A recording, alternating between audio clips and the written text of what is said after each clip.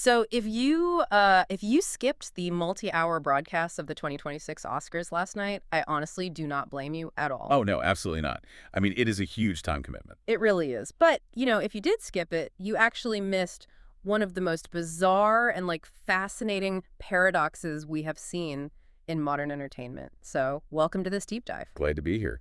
There's just so much to get into today. There really is. Today, we are pointing our lens directly at last night's ceremony, and our mission here is to unpack this massive stack of sources we've gathered this morning. We're talking overnight reviews, cultural commentary, and all this deep dive industry analysis. Yeah, the trades have been working overtime since last night. Right. And we want to extract the essential aha moments for you so you Right. can understand the surprising cultural shifts and, the behind the scenes friction that everyone is going to be arguing about at work today. Jesus, they definitely will be arguing about Oh, it. for sure. Yeah, Because the central tension of this broadcast is almost hard to wrap your head right around.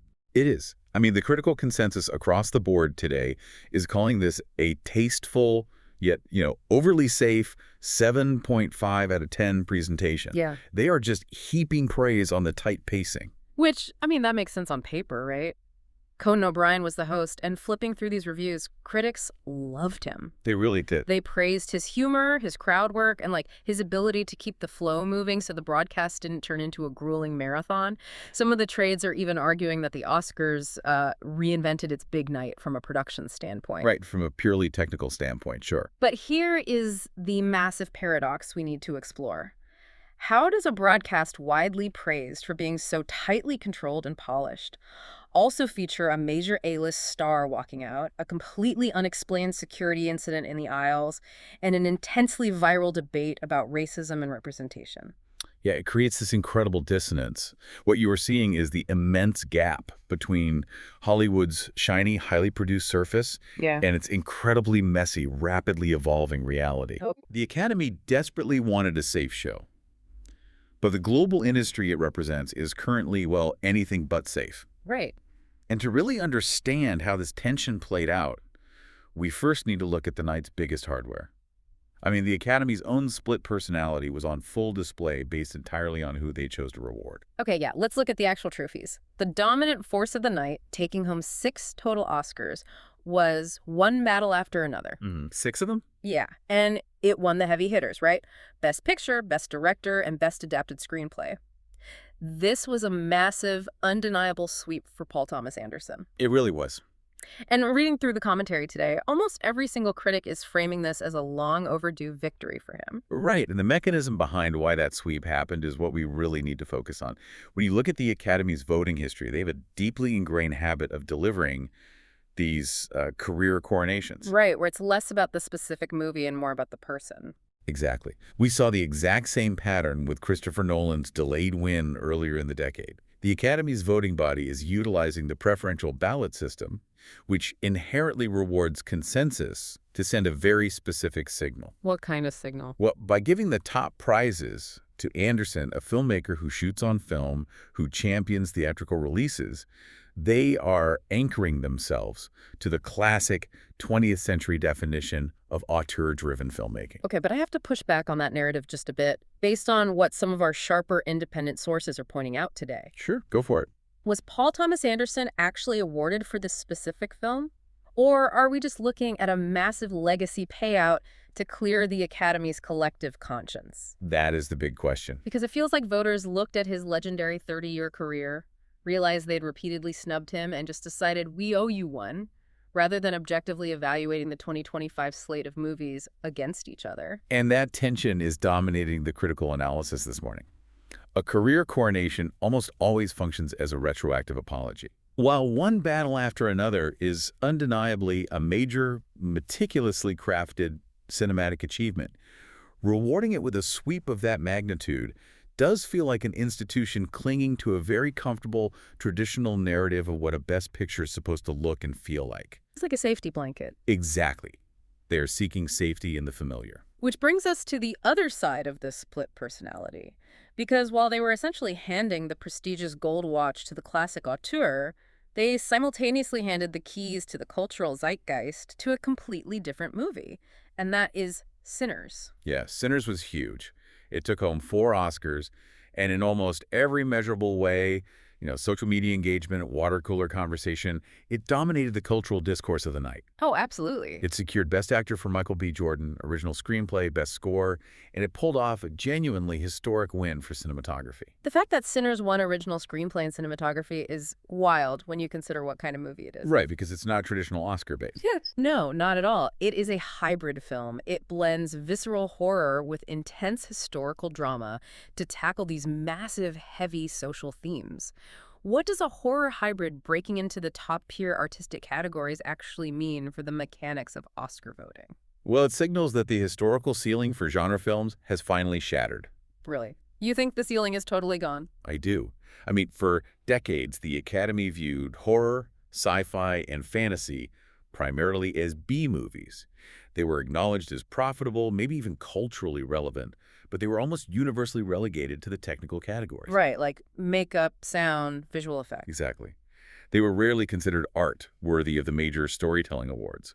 So the success of Sinners proves that a critical mass of voters now recognize that hybrid genre films can be elite vehicles for profound, award-worthy storytelling. And Michael B. Jordan taking home Best Actor for that film feels like a tectonic shift. Huge shift. Multiple industry analysts in our stack today are pointing to this exact moment as the coronation of a brand new king of Hollywood. He didn't just win a trophy. The consensus is that he claimed the absolute top tier of the A-list. Yep, he is at the very top now. But then, right next to that groundbreaking, genre-defying win, you look at the rest of the acting categories, and the Academy played it incredibly traditional. The contrast is completely jarring. Yeah. You have Jessie Buckley winning Best Actress for Hamnet, which is a dense, literary, highly theatrical drama. Classic prestige. Literally the exact type of prestige performance the Academy has loved since the 1930s.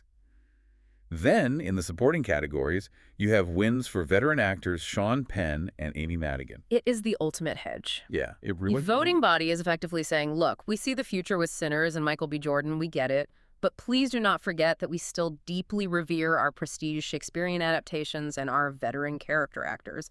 It's a complete split personality. Right.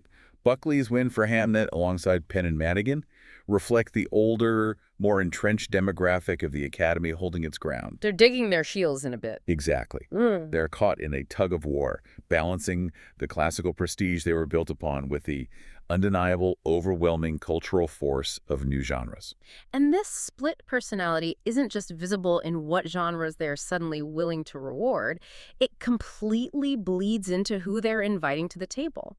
Which leads us to the Academy's massive push toward global expansion and internal structural reform. We have to talk about K-pop Demon Hunters. Oh, what a phenomenal success story that is. They're incredible. It took home Best Animated Feature and Best Song. And critically, this marked a historic milestone with EJE becoming the first K-pop artist to ever win an Oscar. For you listening, just take a second to think about how utterly dominant K-pop has been in the global music, fashion, and cultural sphere for the last decade. It's everywhere. To see that massive global engine finally break through onto the rigid, traditional Oscar stage is a monumental shift. And when we look at the underlying mechanics of how this happened, it is not a fluke.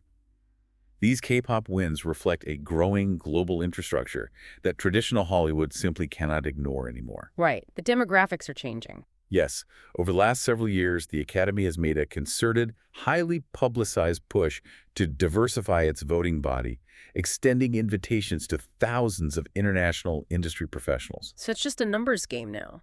Pretty much. What we are seeing with the victory of K-pop Demon Hunters is the direct mathematical result of that expanding global membership.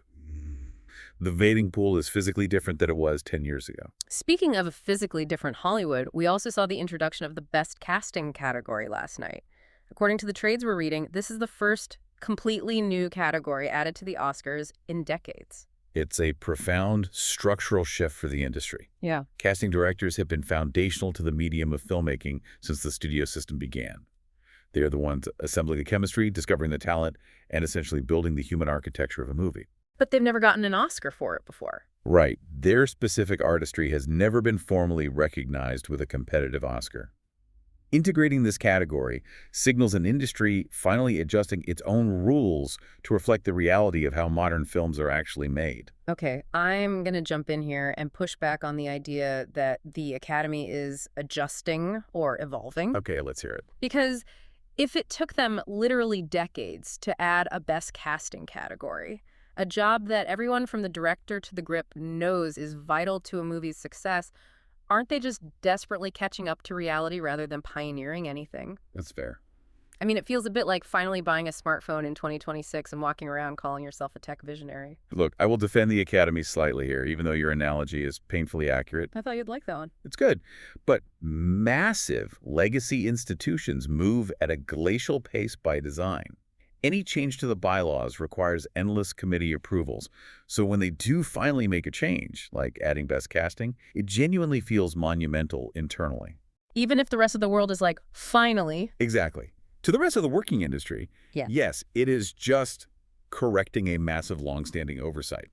But whether you view it as evolution or just structural catch-up, the practical reality is that the boundaries of who gets to be called an Oscar winner Yeah. are expanding. But you cannot have this kind of rapid global expansion and structural catch-up without some serious, highly visible growing pains.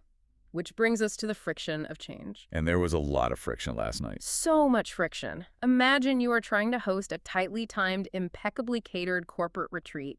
You've hired the perfect host, the lighting is flawless, the agenda is printed on that really thick, expensive cardstock. Good stuff. Right.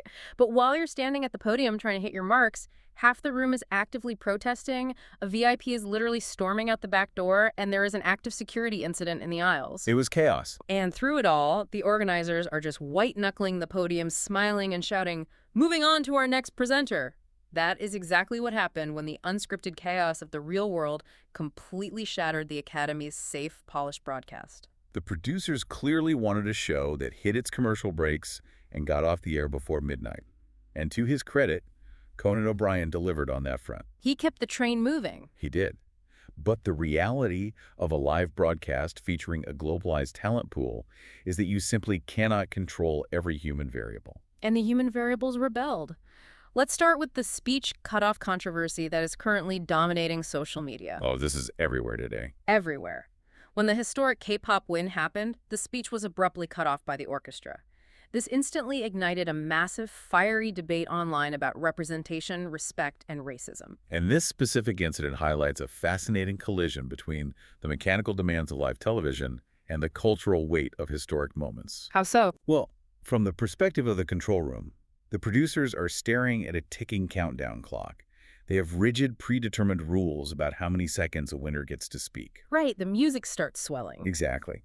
But when you apply that rigid rule to cut off a first-of-its-kind winner, especially an international artist representing a fiercely loyal, massive global community, the optics are disastrous. It looks so bad. It doesn't look like neutral time management to the audience. It looks inherently exclusionary. It exposes a deep organizational flaw in how the Academy prioritizes what actually deserves time on that stage. It is the ultimate clash. You have the old guard's rigid television schedule slamming headfirst into a new cultural milestone, and the chaos did not stop there. Not even close. We had Timothée Chalamet being mocked from the stage, which led to him standing up and briefly walking out of the ceremony. Which was a completely unscripted moment that instantly hijacked the narrative. Social media amplification means that a 5-second walkout becomes the dominant story of the night. Right, entirely eclipsing the awards being handed out in that segment. Yeah, nobody remembers who won right after that. Plus, there was an unexplained security incident involving Tiana Taylor that had people rushing the aisles. Still no clear answers on what happened there. None. And just to add to the sheer unscripted oddity of the evening, there was a remarkably rare mathematical tie in the short film category, which visibly threw off the presenters. The meticulous, safe presentation just kept fracturing at the seams. What all of these controversies collectively expose is the futility of the Academy's primary goal. They wanted a tasteful presentation, Like the good old days. right? They wanted to manufacture a return to the glamorous, untroubled, escapist Oscars of the 1990s. But the reality of today's industry is that the talent pool is hyper-aware, highly politicized, and globally connected. You can't put the genie back in the bottle. You really can't. You cannot invite the most influential artists in the world into a single room and expect them to just sit quietly, hit their marks, and read politely from a teleprompter. You really can't keep the outside world out of the auditorium. And nowhere was that more apparent than in the Best Documentary category. Oh, definitely. The award went to Mr. Nobody Against Putin. And flipping through our stack of sources this morning, and I should note, this spans the entire political spectrum, from conservative industry trades to progressive cultural magazines. They all fixate on this exact segment of the night. Yeah, everyone is talking about it. Across the board, they note how this win, along with several other highly charged speeches throughout the evening, brought intense discussions of global conflict, identity, and politics directly to the podium. And the media analysis you're pointing to is spot on. We are seeing major geopolitical tensions manifesting directly on the Oscar stage, bypassing the traditional Hollywood pleasantries. And reading how the different outlets covered it, you really see the friction it caused in the room. The conservative outlets criticized the speeches for breaking the escapism of the night, while the progressive outlets praised the artists for using their platform. It's a complete split in the reaction. But regardless of the editorial spin, the undeniable factual takeaway from our sources is that these unscripted, highly charged real-world moments repeatedly broke right through the shiny, carefully constructed veneer of the broadcast. Which perfectly illustrates the core friction of the entire 2026 ceremony. The Academy desperately wants an elegant, apolitical celebration of cinema. Right. The artists, however, recognize the power of that massive global platform and are increasingly using it to speak to the urgent, messy realities of the outside world. Yeah, they have the mic and they're going to use it. Exactly. You have a polished 7.5 out of 10 television production trying to contain a chaotic, real-world narrative. The container simply cannot hold the contents. So synthesizing everything we've looked at today in this deep dive, what does this all mean for you, the listener, catching up on the water cooler talk? Yeah, what's the big takeaway?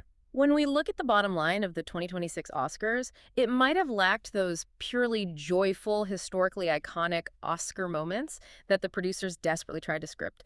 It played it incredibly safe creatively. Yet, despite that safe, controlled presentation, it was a stealthily vital night for the future of the industry. Right. It formally crowned a new generation of A-list power, with Michael B. Jordan cementing his absolute dominance. It forced the door wide open for complex hybrid genre films to be taken seriously as high art with sinners. And it proved, through both its historical, mathematically driven wins for K-pop and its painfully awkward live television controversies, that the Academy is undeniably changing. It is shifting, whether they like it or not. The boundaries of who gets recognized and what kinds of stories matter are expanding, even if that change is incredibly messy and occasionally involves security rushing the aisles. It is the defining portrait of an institution in transition. They are trying to honor their foundational past with traditional career coronations, while simultaneously, and often awkwardly, stumbling into a much more inclusive, globalized future. Which brings us back to that perfectly catered corporate retreat. The organizers are gripping the podium, the agenda is printed on beautiful paper, but the room itself is an absolute, uncontrollable chaos. Just putting out fires everywhere. Everywhere. And it leaves you with something to really mull over today. Right. If a highly polished, desperately safe television broadcast still manages to generate major star walkouts, security incidents, and fierce viral debates about racism and representation, is the very concept of a safe, unified cultural awards show even possible anymore in our fractured, hyper-connected world? I mean, maybe in 2026, the mess is the message. A fascinating question, and one the industry will be forced to answer before next year. I can't wait to see how they try to handle it. Thanks for taking this deep dive with us.